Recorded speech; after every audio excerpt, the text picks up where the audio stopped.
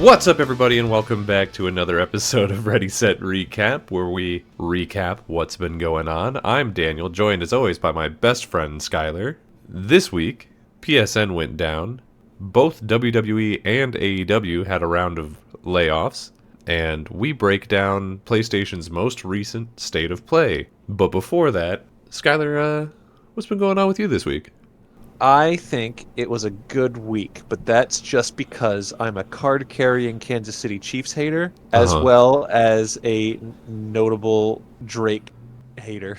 So, Fair. it was a good Sunday at least. Yeah. I mean, here's the thing. Because I don't like either of the teams. I think they're both terrible. I was hoping for the Meteor to strike and take out the entire arena. But, like, I wish that the game had at least been interesting, you know? Because it was so one-sided that it just, like, wasn't even fun to watch. Yeah. All my enjoyment came from watching the Chiefs get stomped and the fact that I wasn't the most sober I've ever been in my life. So when it comes to the actual game, I've heard similar complaints of just like it wasn't a very fun to watch game, and I can totally understand that. But I had the time of my life, I could say that.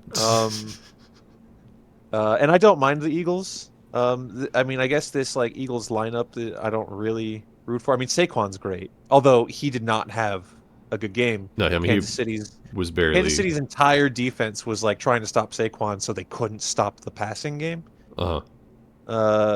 So that's that was great. I don't know. It just led to them getting spanked. Patrick Mahomes cried. It was a fun time. Yeah. And also, I quite enjoyed the halftime show. Yeah, the halftime was great. I'm just not looking forward to having to put up with another year of people trying to pretend that Jalen Hurts is a good quarterback when he's objectively not. Like, he's okay. Got a ring. He's okay at best. He's like maybe number 10, maybe number 15 quarterback. Yeah, I think, I don't know, I don't have it on paper in front of me, but after playing fantasy football this year, stats-wise, it didn't seem like he had a super great season. But, I mean, he's got the ring. He's still not good. And their fan base is the worst. Honestly, I would take the Chiefs fan base over the Eagles fan base any day of the week. Because at least the Chiefs fan base, the police don't have to, like, take down the street lights in their city. All right. Philly's a little violent. I get it. A little. Yes. But, Chiefs fans are so entitled. If you're a Chiefs fan, boo you, boo. I don't know. All right, now we're getting political. Being online and being like, our team's the best when your team is consistently going to the Super Bowl, like, that's annoying, but it's not. We won 2 games this year. We're gonna tear a hole in our own city. That's every city has its own unique culture. Okay, in Philadelphia's culture is hell. Flipping cop cars and eating cheesesteaks and running up the rocky stairs. That's what Philly is. Did you ever see the Bill Burr like 13 minutes of just running down Philadelphia? No, I'm a fan of Bill Burr, but I don't think I've seen this bit. It is just, you can Google it afterwards. It's just called The Philadelphia Incident, and it's the best 13 minutes of my life because I hate Philly as a place. I've never been to Philly, so it's pretty gross. I love Rocky and I love Always Sunny, so go Birds. Boo. But yeah, no, halftime though was great. Love that. Yeah, I think there's been most of what I've seen online are people complaining about people who didn't like it, and I haven't actually seen people who didn't like it. I believe they're out there. Yeah, I'm sure they're all on. I'm sure they're all on platforms I don't go to. Yeah, but yeah. It's funny. I kind of had this feeling after the show, like you could make a bingo card of all the people in your life, whether they be family members or coworkers or whatever. Like, okay, who's going to complain about the Kendrick halftime show? And like, you know it before they talk to you about it. I think you know what kind of people don't like it. Yeah, you know it before the halftime happened. Like it's the same people who complain about Star Wars being woke. Yeah, it's the exact same ones. It's a perfect circle. Yeah. Of just the one that gets me is they're like, I couldn't understand what he was saying. I was like, what are you talking about? Kendrick's thing is that he says the same thing over and over again. Like, be humble, sit down. That song, he says it like 45 times in a row. If you didn't hear it the first time, you got other times to figure it out. I like his music. He's in the zeitgeist right now. He is. And Drake is in Australia hiding. He's hiding. Did he put out new music just now? I don't think know. that's people were saying he put out a new song and it was bad, and it was basically him saying like, "I'm not mad." He might have put out a single. I know that he has an album apparently coming out soon-ish, but I don't know. Now would be a pretty bad time for him to drop anything. So I'm not mad. I I'm guess not we'll mad. I'm see not what he even does. mad. I'm not even mad, guys. Why would I be mad? I'm Drake. I'm Drake. I've never been mad in my life. Skyler, I want to talk to you about something that I saw this week too, that I don't know if you'll be aware of, because I don't know how much it was on Blue Sky, but it was definitely going around like every other social media really hard. Have you heard of Montoya? Inigo Montoya? No, no, He no. killed my father, prepared to die? No, he's never been less relevant. There's a new Montoya in Oh. town, and he's much crazier. Renee Montoya from Nope. Batman? Nope, she's the question now. We don't even know that she exists. No, I don't know. So, I don't watch the show, and to be honest, I don't know anybody who does. But the Spanish version of Temptation Island had a guy on it Oh. called Montoya. And if you don't know, Temptation Island is a show in which not married couples, but like, people who are in a Dating relationship couples. together Yeah, go dating couples to, they get taken to an island and they're tempted to cheat. yeah, I think it came on after like Monday Night Raw a couple years ago. yeah. So it's couples, and then there's single people who are put onto like not an island, but like they're put into a villa or something together, and then the whole thing is like, oh, will they sleep with each other? And the answer is usually yeah. Yeah. And so in this Spanish one, there was a couple whose names were like Montoya, and then I think the girl's name is like Adrian or something. To bring it back Okay. to Philadelphia, the second one of the worst cities in the world. Come on. But Oakland's right there. yeah, yeah. And you know what? The Raiders fans keep their mouths shut and don't antagonize people and start fistfights in the stands. It's not true. It's more Raiders true fans than are it is for the terrible. Eagles. Raiders fans are terrible. Probably, but there's not as many of Boo, them. Raiders. Raiders lost your team and you're still loud. Yeah. But now they got Brady doing whatever he's doing. Anyway, so Montoya and Adrian met on a different reality show. And they were like, it was about a year after they met, they were like, we want to think about having a kid, which is, first of all, crazy. And second of all, they were like, to test if we are compatible enough to have a kid, we're going to go on Temptation Island and see if we are good together. Mm-hmm. Which to me says like, oh, we just wanted to be reality stars, and so we just like made up this story. But whatever. Yeah, I think that's most of So, it. In fact, there's a chance that they're handed that backstory on a card when they show up. I mean, yeah, I couldn't tell you because I sure as hell don't know whatever other show they would have been on. But I don't know how far into the season it is, but this is like season 8 or something, but I don't know what episode it was. Montoya is like all the way down the beach with one of the hosts, I assume, and the host is showing him live footage of his girlfriend cheating on him. Like, it is a live feed from the villa, and he like smooching a guy or No. more than smooching. No, a they guy? are in bed. You can film people during that. I guess. I mean, if I they know that you consent to sign it. waivers to get on the show, but it's just Yeah. like you'd think. I mean, if you tell them beforehand, hey, there's going to be a camera pointed at this bed, and then whatever they choose to do and it happens, you know? And it's like, it's not like graphic, like you can't see anything, but it's, what I will say is it is gross. Because you can see, like, they're like licking each other's lips. Like, not kissing, licking each other's lips. Okay. The guy is like doing bongo drums on her butt, which is a little funny actually. All right. And then they start humping, and they're going at like Mach 5. It's like, ba ba ba ba ba ba ba ba ba ba. It's Good Lord. crazy. It's insane. Montoya is watching this, and first he's like, he's doing the very like Spanish soap opera thing. He's like ripping his shirt open, he's dropping to his knees, and he's screaming. It's probably all fake. But Yeah. he starts running. He just starts booking it. The second they start humping, he's sprinting full force down the beach to get back to the villa, I assume. Yeah. And the host is calling after him. She's just like, Montoya, por favor, Montoya. And so like that's what the clip is called. It's just Montoya, por favor. If you Google that, you'll find this. Montoya, por He favor. is full tilt running down this beach. There's lightning going off in the background like God is on production. Oh Like, no. it is the funniest thing in the world. It is so funny. Because it's probably all fake. Like, there's no reality in which I'm gonna be like, oh no, I can't believe she cheated on him in this very clearly fake TV show. But he like gets back to the villa, and all the people are like, whoa man, whoa, hey, like, you know, she didn't mean nothing by it. Like, they're all like holding him back and all this stuff. And it's just, it is so funny and so awkward. Montoya, por favor. Montoya, por favor. Shout out Montoya. Shout out Montoya and your definitely real relationship that did actually fall apart. Ugh, Rip. Happens to the best of us. I mean, it doesn't, it because we don't shouldn't. go on Temptation Island. Yeah. Don't go to don't take your spouse to Temptation Island. Probably. No, don't go anywhere near Temptation Island. It's a bad place to be. But speaking of things falling apart, did you hear about the PSN outage? I did. In fact, my experience with it was somebody messaged me and said, "Oh, damn, PSN's down." I was like, "Oh, okay."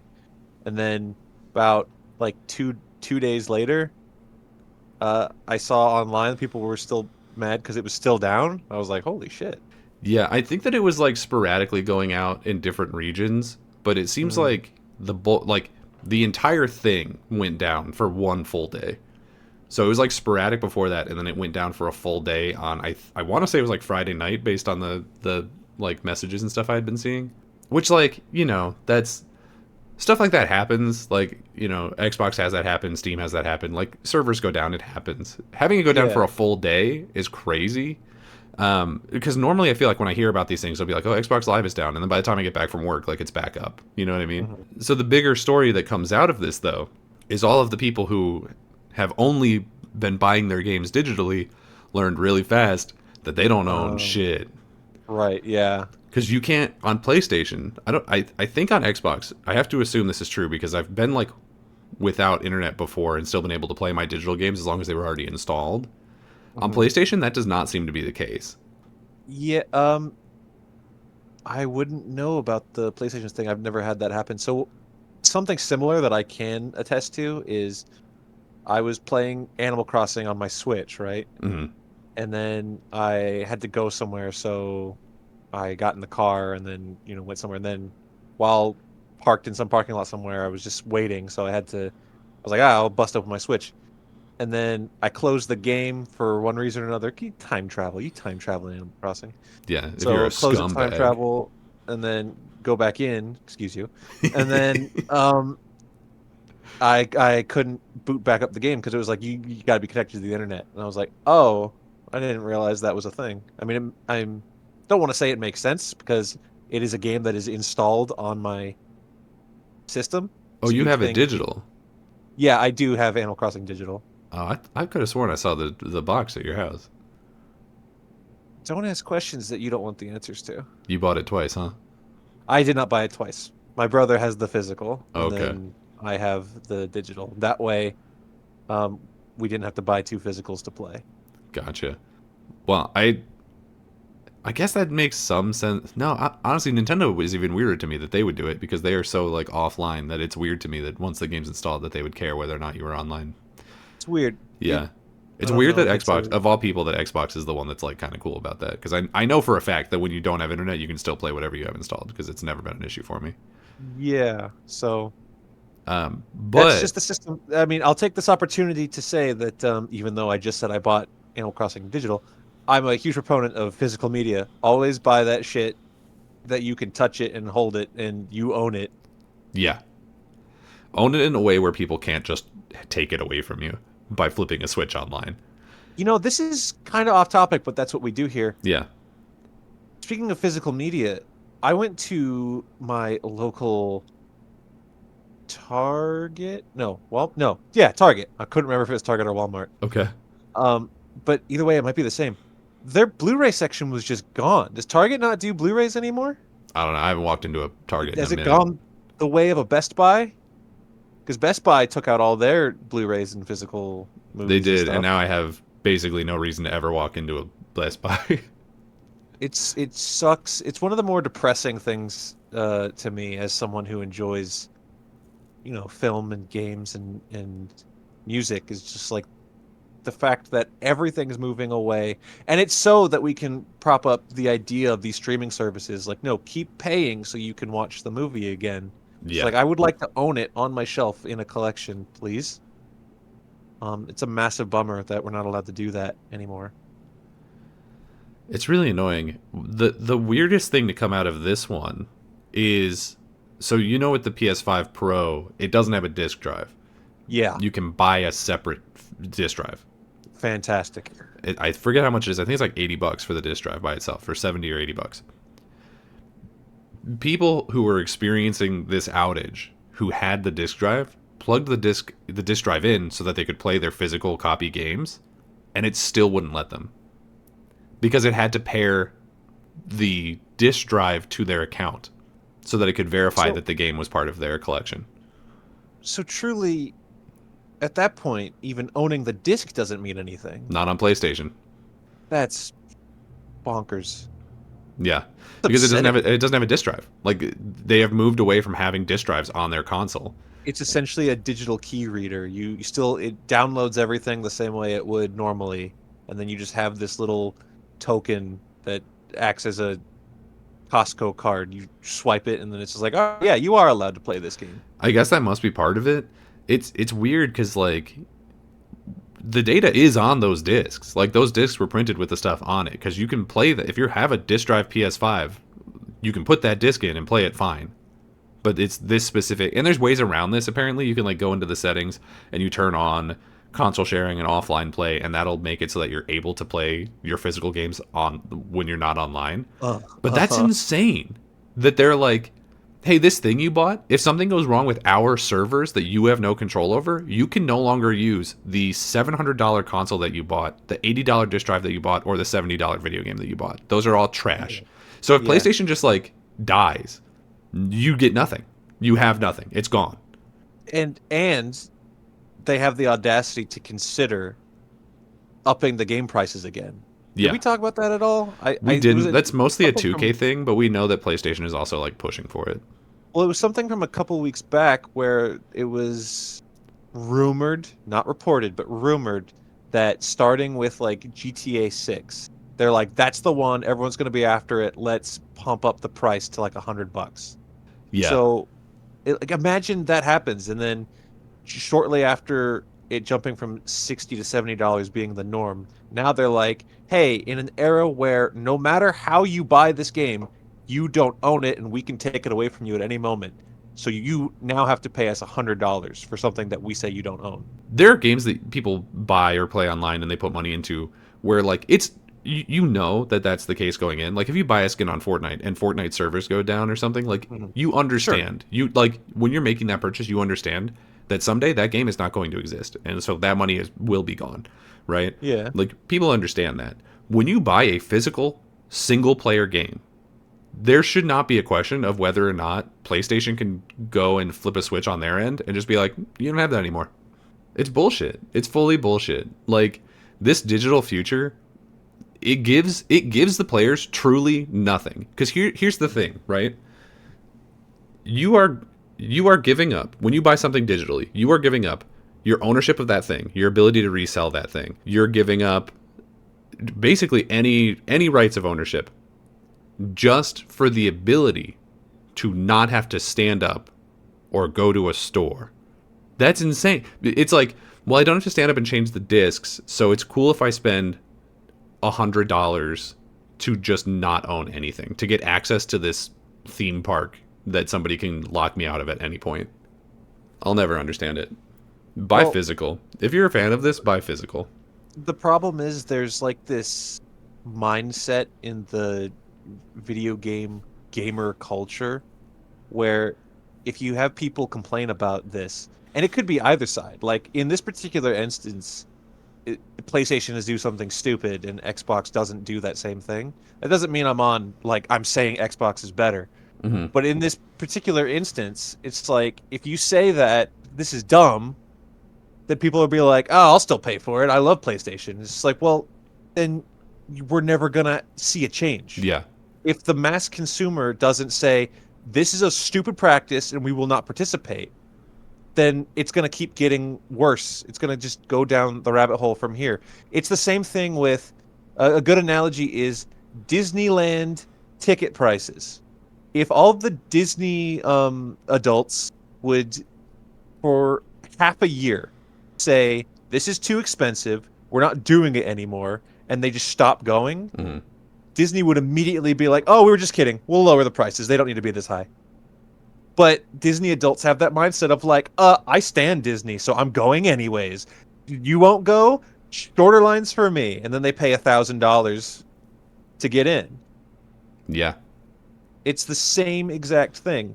So basically, if you're saying that you're perfectly fine with any video game like hardware company selling you the snake oil and saying that that's just the industry norm now, then you're the same as a Disney adult. Yeah. Ugh. Sorry for all the Disney adults that caught strays. I like Disney, and I would love to go to Disneyland. It's expensive, though. Yeah, I'm not spending that money on it. There is objectively no benefit to buying something on digital over physical. And so I don't understand why people do it. I really don't. I just don't know. The only benefit now is getting to the point where just, they're not going to release things on physical. And we're already starting to see that, actually. There's been a couple of games that have not had physical releases. Like, Baldur's Gate 3 didn't have a physical release when it first came out. And then people had to, like, push for it to get one. And it eventually did, like, 6 months later or something. Many such cases with films as well. Like, a famous one was Prey, the Dan Trachtenberg Predator movie that came out in 2002, 1? I don't know. It was straight to Hulu when it came out because it was still like that weird COVID era. And then it just didn't get a Blu-ray release, and then people like fought for it and hashtagged for it, and then finally we got one like last year. Like it was recent. Yeah. Or like, so I mean, basically any streaming TV show, right? And it was not only a Predator movie, which is a franchise that people like and recognize and watched. It was like a well-regarded movie. People like that movie. It did well on the streaming, so you'd think like, oh, let's see who wants to buy it. Nope, they didn't want to. All this is going to lead to, I think, because all of this stuff is like cyclical. We've seen this before. Where I think that what this is going to lead to is you're going to start seeing piracy shoot up. 100%. And then I think physical media is going to start coming back a little bit. I don't know how much, but I don't think it can go away. Well, I think that's why I'm saying, what I'm not saying is go pirate games. I'm not saying that. No.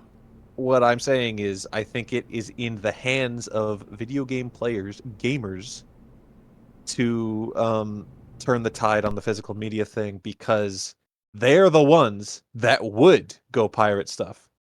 You can't find Nightmare on Elm Street somewhere. Someone isn't gonna. Your typical Nightmare on Elm Street fan isn't going to go pirate Nightmare on Elm Street. They'll just find a streaming service with it on it, you know?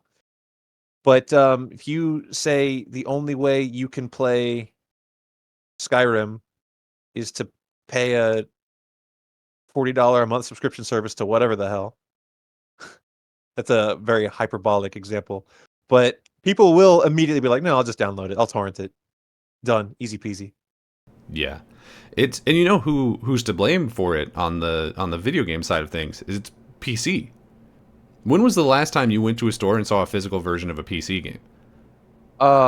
Never. Because they haven't existed since like the early 2000s. Because basically as soon as Steam came out, people were like, oh, no, it's cool. I just won't own anything ever. And that's a privately held company. That could go under at any moment. And then everything in your Steam library is just gone. It's hell. Like, I truly, truly don't understand why people are just so willing to give up every single aspect of like ownership and having something for the convenience of nothing. Like if you were getting something in return, if you were buying it for a cheaper price, which often you're not, because you can get it for the exact same price. People will always be like, oh, well, the Steam sales have it so cheap. Yeah, go to a Walmart or a GameStop. Like, they run sales too. You can get stuff for cheap. You can get a used copy for like half off. Ridiculous. Yeah. Absolutely ridiculous. I mean, at the end of the day, I truly have no problem with buying something digitally. It's just when it comes with the asterisk, the caveat of, we get to take this away from you at any point. Mm-hmm. That's where it becomes the massive fuck you problem. And that's how we started this rant. It was PlayStation being like, internet's down, you don't get your game. Yeah. I don't know. It really shines a light on this problem, and I hope that now that people have experienced it firsthand, that they start buying more physical. But anyway, in other news, also somewhat disappointing, maybe, depending on how you're looking at it. Both WWE and AEW have released some people. So on the AEW side, they have released Miro, Malachi Black, and Ricky Starks, two of whom I think were at the end of their contracts, and then I think Ricky asked for his release or something, or some effect. I think, I wasn't there, so I don't know these people, but I think all three of them showed interest in varying times of, we would like to leave now, because Ricky was obviously unhappy with how he was being used, and then Miro wasn't happy for a while, but he's never really happy anywhere, so I don't know. Yeah, I mean, he has bigger problems than not being shown on TV. The rumors of Malachi Black going back to be Aleister Black on the other side of the fence were stirring for a while. Like, the writing was on the wall there, I think. So seeing those three leave AEW doesn't surprise me. I mean, Ricky already made his debut in NXT. Yeah. I look forward to him probably just sticking in NXT for a long time. I think it is in his best interest to stay in NXT and not go up to main roster, because there are too many other people on main roster who do the exact same thing as him. Yeah. Oh, well, yeah, especially LA Knight. Yeah. They both kind of have that like pseudo rock attitude. Yeah, I think if Ricky Stark stays in NXT for a while, he could be a very long reigning NXT champion, which would be good for him. I don't know about champion. I think he has a shot at North America and championship. I don't think he'll be NXT champion. I think he could be NXT champion. You think he's taking down Oba? Oba Femi? Well, maybe not Oba Femi. He's quite large, that guy. Yeah, I think to varying degrees, I see those three guys leaving AEW as a loss for AEW. I'm obviously the only one I see as a loss is Malachi. Really, genuinely. He's the biggest one. He's the number one. I think Ricky Starks was a good young up-and-comer that they just invested in other up-and-comers instead. And obviously, Ricky didn't take kind to that, which I don't know. I don't know the backstage details. There's been conflicting reports. Yeah, Miro, I don't know. I can easily see him going back to WWE, doing the Rusev stuff again. But yeah, Malachi Black is definitely the one where, even though he technically held gold, he was the Trios champion, he's the one that I feel like didn't reach the potential that I definitely wanted him to in AEW. But also, he was getting screwed over in WWE during the Vince era. So if he goes back and he's one of Triple H's boys and he gets a good push and they don't just throw him in a feud with other spooky people, which tends to happen. That's probably, I mean, that's unfortunately the most likely scenario. Yeah, I think, like I said, in varying degrees, I would root for all three of these guys to find success somewhere. Miro might just go to Twitch. I don't know. He might do nothing. He's the one that I think has the least chance of doing anything of value in WWE. He might have. I don't want to. This sounds so rude because I'm a fan of Miro / Rusev. At this point, he might have the least to offer. He almost certainly does. Yeah, I mean, Aleister Black / Malachi Black is an extremely talented wrestler. I understand him going back to WWE. I think that he pretty much did like everything he was. Yeah, and I think he was pretty much gonna. I think he's done everything that he was gonna do in AEW. I think that honestly, like, I foresee him being one of those guys that just goes back and forth every now and then. Like, I think he'll be in WWE for a couple years, and then maybe he'll go back to AEW, and then maybe he'll go to Japan. This is the benefit. This is the benefit of having more than one promotion now. Oh, is that 100%. People can just like go back and forth. And so I think Aleister reads to me as a person who's going to do that, because I don't. I just, for some reason, I just do not imagine him getting a significant push in WWE. I think he'll get pushed for like a couple months, and then they'll be like, well, but he's not Cody, but he's not Roman, but he's not part of the bloodline, but he's not, you Yeah, know what? And then he'll just go down the ladder until he's like in a feud with Grayson Waller. mm, And we'll be yeah, like, oh, no, okay, yeah, like I'm glad he's here. He got a pre-show match at WrestleMania. That's cool, neat. those fears are not unfounded. You have solid points. It's entirely possible that he doesn't even go directly back to WWE. I mean, I he could see him going might, to Japan. That might be but he cool. could he could go to Japan. He could go to Mexico. He could go to TNA. I don't know why I laughed when I said that. TNA is doing good. Yeah. um, but yeah, I don't know. I guess we'll see. We're pulling for him. Well, they could certainly all go to WWE because WWE just cleared the books. They just dropped 12 performers. I want to say really quick. On the AEW side, it reads like these guys wanted to leave, so we couldn't keep them. They left. Right. With all three of them. On the WWE side, it reads like that age-old thing that WWE has been doing for years, where it's just like, well, time for another culling. Get out, Yeah, a little bit. which is a massive bummer. I don't like to see that. But yeah, so WWE let go for the second time AOP, Akam and Razar, as well as Paul Ellering. For some reason, keeping Karrion Kross. I guess maybe they thought that they can do something with him. They also got rid of Sonya Deville, Blair Davenport, Cedric Alexander, Elektra Lopez, Duke Hudson, Isla Dawn, Luke Gallows, Carl Anderson, and Giovanni Vinci. So that's 12 people in total. Although, from what I understood from the article I was reading, like they are expecting more soon, which I think makes sense because they do this yearly, Yeah. but usually it happens after Mania. Usually it's like, oh, we finished this season because like wrestling never ends, but WrestleMania is basically like the season finale. And then they look at their books afterwards and they go, who do we not need for the next season of wrestling? And they drop like 10 people. That's usually what happens. Yeah. They seem to have either done it early or hopefully not, but potentially are going to maybe do another one in a couple months here. There are some here that are genuinely surprising. I wouldn't say Paul Ellering's surprising because he was just here in a manager capacity, like I think just as like a favor. And the thing that they were doing, bringing back AOP, clearly didn't work. Well, the stable that they built with AOP and Karrion Kross and Scarlett. Karrion Kross, yeah, it was nobody cared, No. and it's a bummer when like one botched idea leads to like, well, I guess you're fired. Then that's not really fair, but Yeah, especially when they had already fired them once, like what, a year ago, 2 years ago? yeah, it's so strange. But yeah, no, like Blair Davenport, they put a lot of work into her, like NXT, and then I think she signed like right before NXT UK died, and then they Yeah, it shifted was in her that to window. normal NXT, and then they brought her up. Isla Dawn, she was former women's tag team champion. Mm-hmm.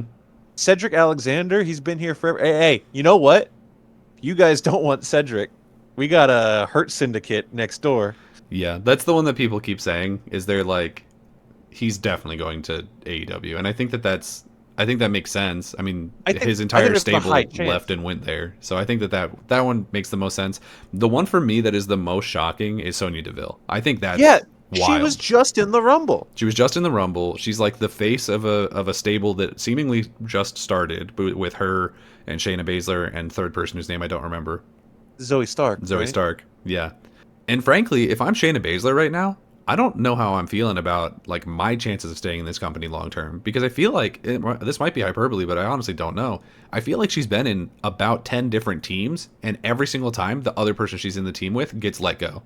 Man, I like Shayna Baszler. It's unfair. I do too. It's not really my place to say which ones I would understand them letting go.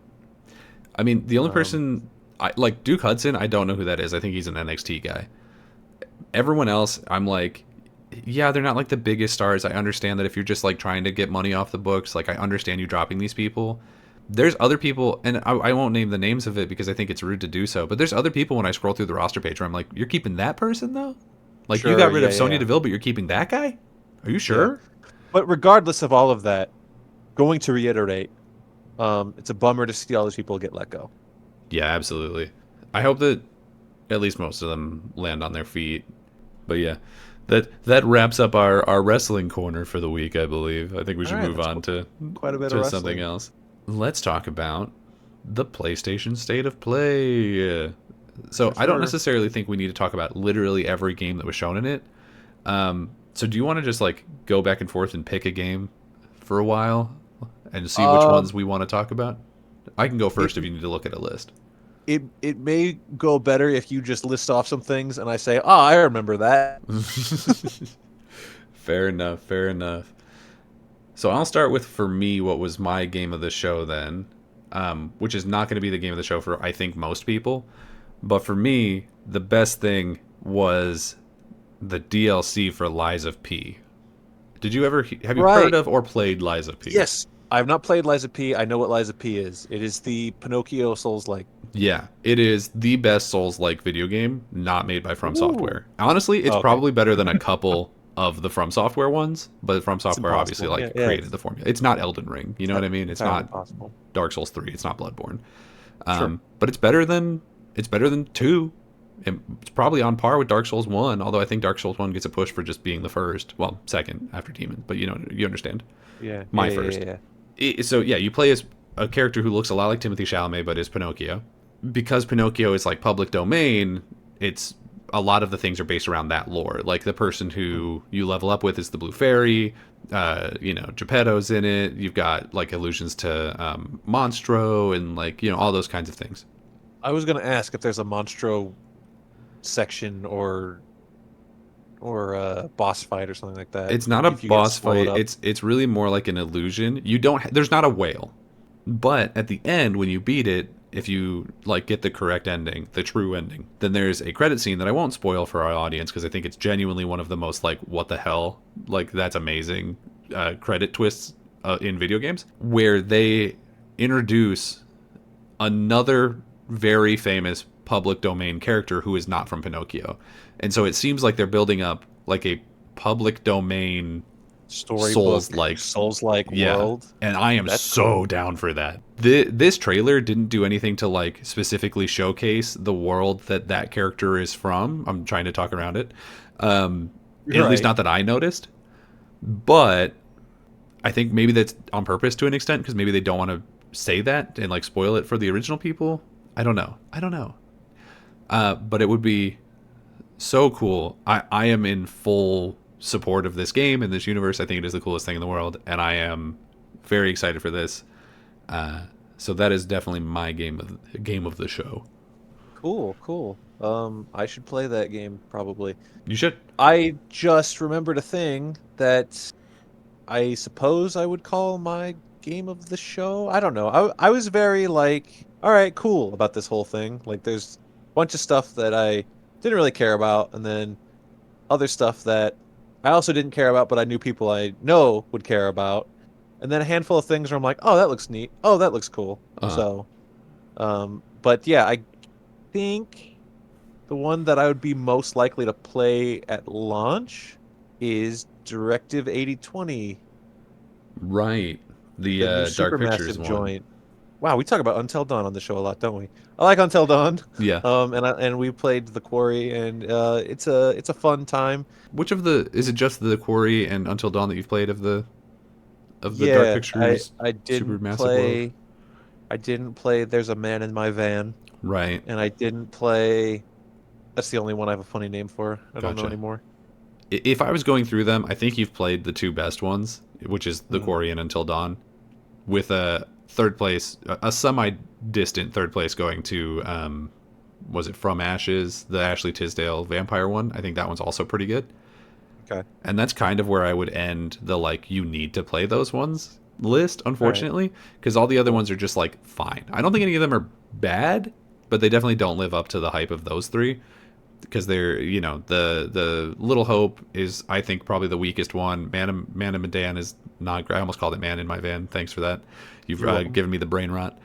Yep. I don't think that That's what one's we do here. particularly great. And then Devil in Me or Devil Inside, whichever one that is also it's just Saw, but like what if Saw wasn't fun? Sure. You know? What do they all have? Because um, Until Dawn takes place in a cabin in the mountains, Yeah. right? And then Quarry takes place in a camp in a quarry. Uh-huh. There's one by the river, and there's one by the like. Are they all like?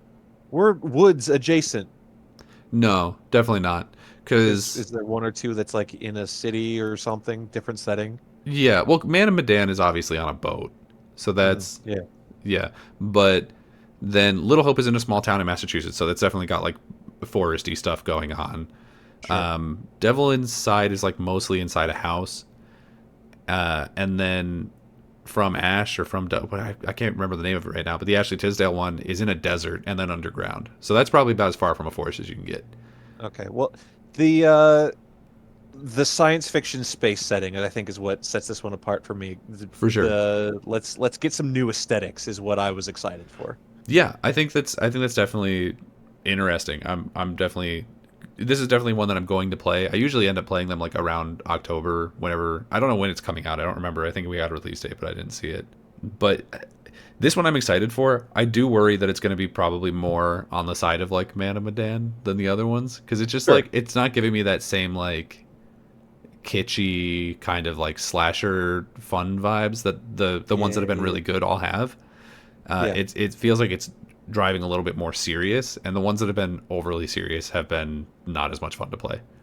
So Makes I sense. guess we'll see. But I think it's definitely one that I'm going to play, so I can't be that Yeah. upset about it. Another thing that I will mention that I think looks super neat, definitely by design grabs your attention, Yeah, is the Midnight Walk. It's a first-person shooter. yeah. Well, That's weird to me.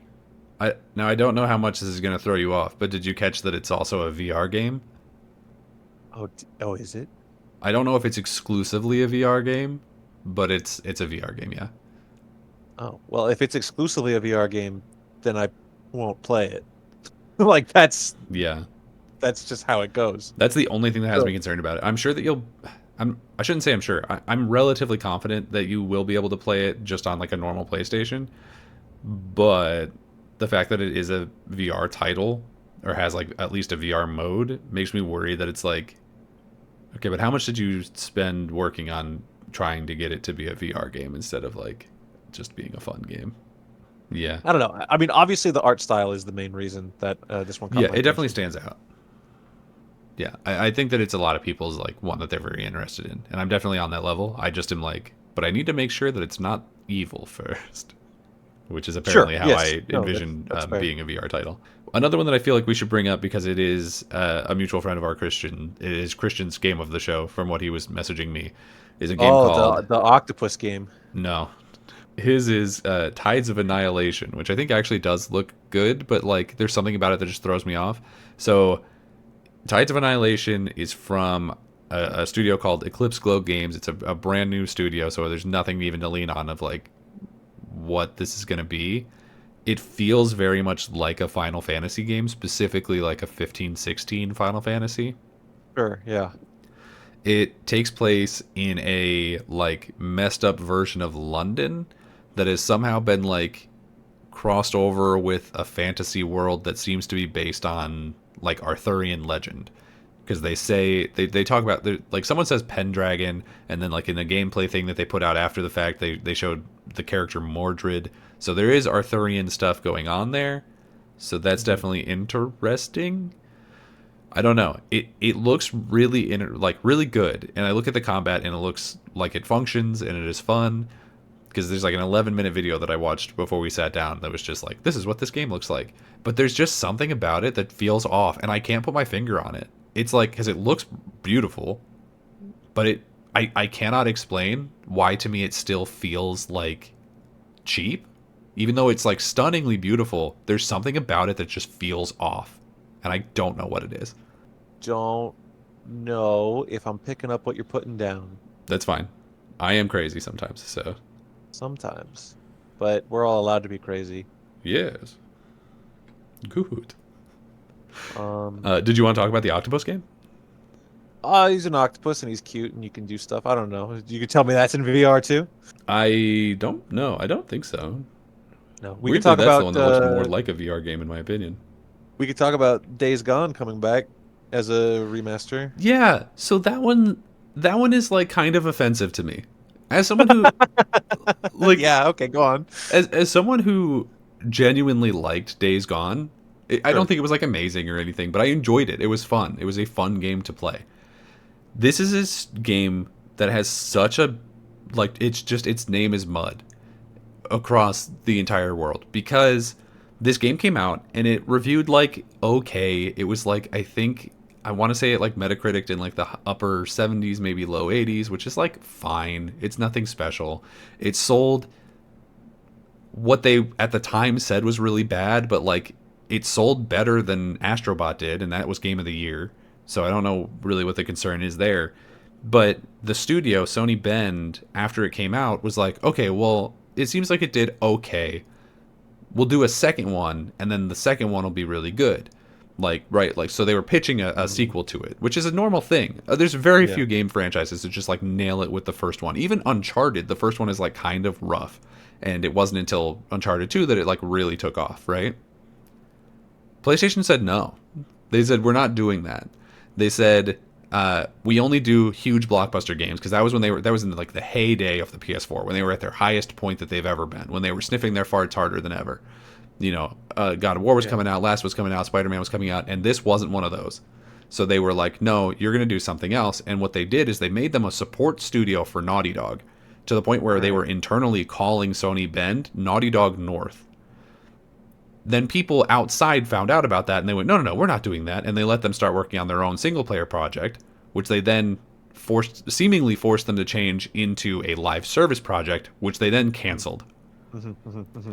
So this studio hasn't put out a game since like 2018 because of interference from PlayStation just refusing to let them make a game that they actually want to make. All based on the fact that back in the day, they said that this game wasn't good enough. And now here they are trying to sell it to me again, not No, just at full price, at a higher price than they sold it to me the first time. it's a PlayStation classic. They are saying that they told their own internal teams and me back then that this game wasn't worth my money and wasn't worth my time. And now they're saying, hey, I know we charged you $60 for that back when we were saying that, but now we would like $70 for you to play that exact same game again. What the hell? You better buy it digital too. And you better buy digital too so we can flip a switch and turn it off on you. Like, absolutely not. Are you kidding me? And I understand that like a lot of people don't like the game because it was like, I don't know, it wasn't this huge blockbuster. It was pretty good, but it wasn't like the most amazing thing in the world. I get it. I understand. Whatever, man. But like, you don't get to have both. You don't get to tell me it's a terrible game and that it's not worth getting a sequel, and then also tell me that it's worth my money in 2025. Yeah, and buy it again. Yeah. Yeah, the context there is fairly important. I don't disagree with what you're saying at all. Um, it's one of those things too where it's just like, that was a PS4 game, Yeah. so it's not even like it's that old. In theory, there's many people who could still just It's play backwards it. compatible. If you have the disc, you can just put it into a PlayStation 5 and you just play it right now. Yeah. So, it really only hits people who haven't bought it yet, which, granted, is myself. I haven't bought it or played it. So, in theory, if I wanted to finally give Days Gone a shot, I could pick this up. But the context you're saying, I feel, is an important one. Right. It feels bad. It feels bad. It feels slimy, a little bit slimy. But hey, they put the little Sam Witwer in Astrobot, and that was Game of the Year, so that means we get to make this now. Yeah, I guess so. How Okay. funny would it be if Days Gone just somehow became PlayStation's Skyrim, where they just keep putting it out over and over again for the next 12 years? I would hate that so much. And this is the start of that. But no, the one I want to talk about is Digimon Story Time Stranger. Digimon. Here's the thing. I know that you won't know this because no one plays these games. They're actually pretty good. I would say in some ways they're actually better than recent Pokemon games. And I Sounds like suspicious. and I Sounds mean like you're that. on the take. No, really. Like they're You've pretty been bought good. out by big Digimon. I don't think Digimon has enough money to buy a person off anymore. They have enough money to make a game. Not anymore. They put it into the game. They wouldn't need to pay us much. I'm willing to be bought out by Big Digimon. Yeah, hey, Big Digimon, hit me up. I will shill for you. Digimon, send me your digital funny money, and then Yeah, I'll say whatever you want. give me your Digicoin, and I'll sell it for Haktua coin. Rug pull. Rug pull. But no, these games are genuinely pretty good. There was one a while ago back in like Xbox One, PS4 generation called Digimon Story Cyber Sleuth, and that was the one that I got in on because a friend of ours was like, "You should play this; it's good," and he was right. So I am excited for this one. I think it has a really stupid name, Time Stranger. I don't know what that is or what that means, and they kind of made the trailer seem like a little over serious for how those games actually are. So I am slightly concerned about that, but it's definitely one that I'm curious in. I will almost certainly end up playing it at some point, but definitely not at launch. Mm-hmm. Were there any others that you for sure wanted to talk about? Borderlands 4. Oh, yeah. This again said nothing. Because, Well, it said the release date. That's pretty big. Yeah, but the only thing that they were really showing off was like, hey, we're going to have a Borderlands-specific direct at some future time. I think this is April. That is true. They did say so that was like the biggest thing. Please I don't stay know. tuned for more Borderlands. You and I, we recently were like trying to play Borderlands 1, and what we found out is that it does not hold up well. No. Yeah. I don't think it's a secret that the best Borderlands is 2. Yeah, 2 is the good one. That's the good one. Is okay. 3 is bad. I didn't even play 3. It's bad. And when they announced 4, I was like, I've got no interest. And then they showed off, I don't even remember. They showed off like the character designs for the 4 guys. Are they even Vault Hunters anymore? I don't know if they're still called Vault Hunters, but these 4 look so forgettable that I don't know. They looked extraordinarily generic, and I was like, oh, did we just take away the Borderlands art direction? Like the only thing it had going for it? And this trailer that they showed, I don't know if they've showed gameplay stuff before, no, I think because I wasn't paying first. attention. But this that they showed proved that no, this still looks like Borderlands. Yeah, it's still Borderlands. It's just we didn't give a shit when designing our 4 guys, I guess. Yeah. We just made generic video game people, which is a bummer, but whatever. It's not like people are drawn into massively memorable characters in Borderlands. Oh, wait. Yeah, that's kind of the whole thing. It was Handsome Jack. I think that's the thing, is I think in Borderlands 2 they introduced Handsome Jack, and that was the one thing that was universally enjoyed about the Borderlands franchise, was that one character. Because like people like Claptrap, but he gets really annoying really fast. And then they ran him into the mud through 3 games, and it was like, okay, well, I don't know what to... There's nothing else you can do with this character. Like, I'm done with this guy. Do you have anything else for me? No? Okay. Great. I don't know. Yeah, I'm not excited for this at all. I probably won't play it. Unless reviews start coming back or I start hearing from like personal friends of mine that it's good, I don't see myself playing this. Unless, of course, you're stupid enough to make a show on the internet where the entire thing is to play all the big releases for every year. We would never be stupid enough to do that, Skyler. How dare you bring that up? To the age of like 55, and I've been dead for 7 years. Okay. And you realize that you and the new co-host have to now play Borderlands 4. The new co-host is going to be you in a robot body. Don't you dare put me in a robot body. I'm going to scoop your brain out and I'm going to put it into a waifu bot, I swear to God. You're going to look like ED from Mass Effect 3, and there's nothing you can do to stop me. Once I look like ED from Mass Effect 3, I've got better options than to be on the computer with you. How dare you? Also, you are the computer. I have a television in my stomach. Yeah, that's what we're playing Borderlands 4 on. But it's a CRT. Yeah. It's CRT, so you could play Duck Hunt. Good. There's only one other that I think we have to mention for the sake of the conversation, even though I don't think either of us care about it, but it is the big one of the show. It is the only first-party title shown in the show, and it's called Saros. Saros? S-A-R-O-S. It's a spiritual successor to Returnal from the same people who made it. The studio is called Housemarque. I hated Returnal because I thought it was awful, but a lot of people really liked it. This is I have a couple of games where I'm like, I hate that, and the world loves it. This is one of those. But unfortunately for you, most of the time that I have that opinion, you also have that opinion. So I don't think you would like Yeah, Returnal either. I mean, it is what it is. I'm gonna be Be- honest, I don't even remember that trailer. I it was remember the name. it was the Remember the one right at guy the being end. like, "Our game is Soros." Yeah. Oh, that's right. Because I was like, running out of time. Is there something after this? But no, this was the big thing. Yeah, they didn't show gameplay. They said, here's a really quick CGI thing of like a cutscene potentially. It's got that And guy it's in going to it. come out next year. Yeah, and it's starring Rahul Kohli, who I really Yeah. like. I think he's great. Uh-huh. He's probably best known for Black Mass, but I know him also from like Gears of War. He's done a lot of stuff. Huge Warhammer fan, which we love. Hell yes. So I really love him, and I hope for his sake that the game does well. Not that he's going to be like out of business if it doesn't, but I hope for him that it does really well. I just know for a fact that I'm not going to play it. Although We didn't. apparently they We are didn't. taking out the most annoying thing from Returnal. The most annoying thing from Returnal is that it was a gun-based Souls-like, kind of. Not really, but kind of. It's the easiest way to describe it.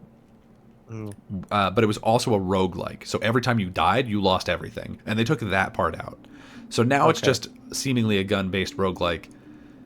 So that's a little bit more interesting, potentially. But my biggest issue with the game really was like the story was really bad, the writing was really bad. I didn't care for the character at all. I figured out the twist like 2 seconds in, and the gameplay didn't feel good. So, I don't know. I don't know if they're We gonna fix all didn't. those problems. We didn't talk about Split Fiction, even though it comes out in like a month. Oh yeah, Split Fiction. This one kind of that kind of unsold me on it, to be honest. This showing, 'cause I drafted it for our Fantasy Critic League, and so I'm hoping it Yeah. reviews really well. Because the one that it is a spirit, it is It's not a sequel to, the but it is the spiritual successor, I guess, to It Takes Two from the same yeah. people. It's part of the you need a friend to play this trilogy. Yeah, yeah, and unfortunately, I don't have any friends. But We played A Way Out together. I killed you at the end. you did. I was really disappointed that you would do that to me. But no, this trailer kind of unsold me on it because the original concept of like, oh, you're switching back and forth between a fantasy world and a sci-fi world, I was like, oh, that's kind of interesting. But some of the dialogue in this trailer was very like Disney, but not in the good way. It was like they fly now, like it was that, Yeah, I know what you mean. because there was a couple of lines in it where like they just told you what the like concept of the level was, where the person was like, oh, I wrote this when about my dad or whatever, right? Or like I was going Yeah. through, you know what I mean?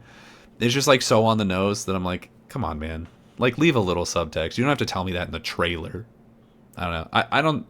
For me, there's nothing else in this state of play that I particularly need to mention. Is there anything for you?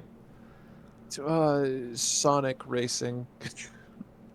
You're not playing Sonic Racing. Don't lie to me like you care about Sonic Racing. Octopus game. You already talked about Octopus Game. Armored Core Collection, PlayStation Classics, Uh-huh. whatever. The game where the butts team up. No, I think we basically covered it all. Well, okay, Metal Gear, but Yeah, I mean we've seen that a bunch of times, and the release date I, that we got from this did leak beforehand. But yeah, that's coming out now. I didn't even register that they said the release date. Yeah, I I forget what it is skimmed now. most of But this stuff. See, what I do is this is my secret: is Mhm. I skim the videos, I skim these events, and I'm like, all right, if I miss something, Daniel will tell me about it. So, fair and it enough. works out. It works out every time.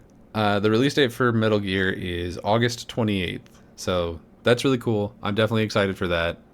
I don't know that I'll play it at launch, but I'm definitely excited for it. Snake Eater It's is a the best game. Metal Gear, I think. I don't think that's a hot take. It's a So game I've played before multiple times, many times. Are they reusing all of the voice lines from the first game, or did they get David Hayter and then all the other voice actors back? I'm not sure. I genuinely Uh, don't know. There was some In conversation the about that when it trailer, was first announced, but I don't know.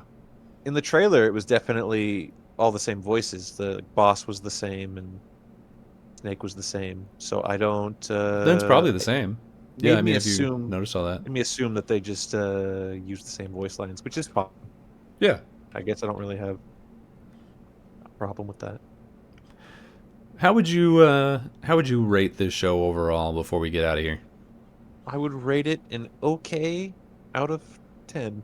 I don't Okay, know. I don't need like a number, just like a generalization. How you felt about it?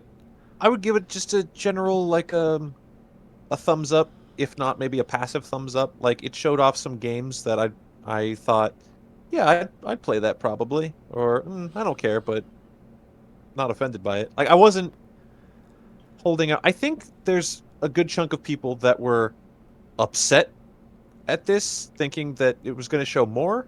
Yeah. But I didn't have any preconceived notions. I was told there's a state of play happening, and I was like, all right, let's see what they got. Yeah. Fair So, enough. I'm like, I'm chill over here, dude. Video games are cool sometimes. I'm kind of in the same boat. I think that it was a pretty okay show. I don't think it had like any big announcements that I was particularly excited about. You know, all the ones that the only thing that like genuinely got me excited was the Liza P DLC, and that I already knew about, so it wasn't really like that. It wasn't like a surprise, you know. Yeah. Um, the only real big like overall negative that I have is that, well, I guess I have two. Is number one, I don't think it needed to be 40 minutes. I don't think that you had enough content in there to be worthy of 40 minutes. I think that that was a lot of wasted time on games that we didn't need to see. Yeah, especially since some of the stuff that was said was just kind of faffing and filling time. Yeah. Like we show the trailer and then we're like, "This is the game." We have Randy Pitchford being like, "Ah, I love Borderlands." Yeah, we get it, dude. Yeah, honestly, that was like an extra 3 minutes of Like the you eat up Randys 3 minutes to tell us that you're gonna do a different state of play. Yeah, I didn't need that. Fuck off then, Randy. Exactly. And other Randy. And then the other thing that I'll say about it is, if this had come out if this showcase had been exactly the same, but it came out in a world where PlayStation was consistently putting out games and like we didn't have concerns about what their first party output was, then Yeah. this would be fine because we'd have like 2 or 3 games coming out from them this year that were like genuinely exciting. And we don't have that this year. This year, the only games that we know are coming from them are Ghost of Yotei, which may not come out this year because it's going to play chicken with Grand Theft Auto all year and then potentially not come out. Honestly, the fact that Ghost of Yotei wasn't shown here has me starting to get a little worried. Not like to the point where I don't think it's going to come out, but it has me to the point where it's like, if we don't see this game by June, it's not coming out. If we get past June and we have not seen gameplay of this game, it is not coming out in 2025. You know, now that you say that, it is weird that they closed the state of play showing off the Saros game and then said it's coming out next year. Yeah. That's kind of strange that you don't end with. I mean, if they didn't have anything bigger, they didn't have anything bigger. But Yeah. you look at it as a structuring standpoint of like, our most important thing we have to say today is for next year. Right. Like, okay. Well, because and the only other ones that we know are coming from are MLB The Show, which is it is a first party title. People don't for some reason really count it that way because it's like a sports title that goes everywhere. So people don't really. It's weird. I don't know. So that one's coming out, and then some people will say Death Stranding 2, even though they don't own that, and it's not a first party title. It is a second party title that will eventually, probably sooner rather than later, go to other platforms. So it's like that's not a first party title anymore. They used to think it was, but it never was. It doesn't matter. But it's weird to me that we're going into the because PlayStation doesn't do state of plays regularly. We'll get like maybe 2 a year, and it is unclear whether or not we'll get a showcase in June or around the summer, like formerly E3 time During the E3 graveyard. Yeah, because they do it sometimes, but like very rarely, and then occasionally they'll just like throw one trailer in at like the really bad show that Jeff Keighley does in the summer, or they'll throw one in at the Game Awards in December. Like they like to give like one trailer at a time places instead of having like their own show. And I think that's a really unfortunate thing to do right now, where the biggest question about PlayStation is like, where are your games? And I know that the answer is you put all this money into this live service initiative that completely failed and you've canceled 12 games in the last like 12 months. But as a consumer, it's a very like, what have you done for me lately thing constantly. Like that's what it always is for all of these companies. And if your answer is, well, we might have a game at the end of the year if Grand Theft Auto comes out, that's not good enough. That's not good enough. You need to be giving people reasons to consistently engage with your platform. And if the best thing you can tell me is like, well, we might have a game at the end of the year, and also Death Stranding, which didn't sell well the first time and will probably sell worse this time, is coming out at some point this year too. Like, I'm sorry, man. It's just not going to happen. And all these other games you can play anywhere else. You can play them on your PlayStation, on your Xbox, on your PC. You know what I mean? So like Yeah. PlayStation is like the de facto place. So a lot of people will buy these things on their PlayStation just out of habit. Sure. But like it's not like, oh, PlayStation's doomed or whatever, but it is like, what are you doing? Like where are the answers to the questions that we've been asking? Because this is the first time that you've shown us anything in months. And it was this. You know what I mean? Yeah. If this had been part of a longer conversation about like, we have a roadmap of like, we know what's going on with the Wolverine game, we know what's going on with Intergalactic or whatever that Naughty Dog sci-fi game is called. Like if we had more information about any of those things and this show came out and we like knew what to expect for the rest of the year from PlayStation, fine. But as it is, it's like the fact that you only had Saros to show me is concerning. I don't know. Yeah, I can understand that. Two very, well, no, I guess not varying, different opinions on how they did. Just mine's much more casual of being like, oh yeah, there's some games here that look cool. And then you're like, well, and I agree with that. They need more. And you're right. You're I believe you are correct in saying so. Like from a consumer standpoint, I'm like, okay, yeah, I'll play those games. That's cool. But like, I'm gonna play those games on my Xbox, and you're gonna play some of those. I don't know where you'll play those games, but presumably, probably at this point, after hearing that you don't own anything digitally on PlayStation, probably not on PlayStation. If I had to guess. I don't play video games, Daniel. That's fair. So it's like this did nothing to sell me on like engaging with my PlayStation, and I feel like that is not what you want from these showcases. Like you want to give people a reason to care about your platform, or at least care about your games, and they didn't do that.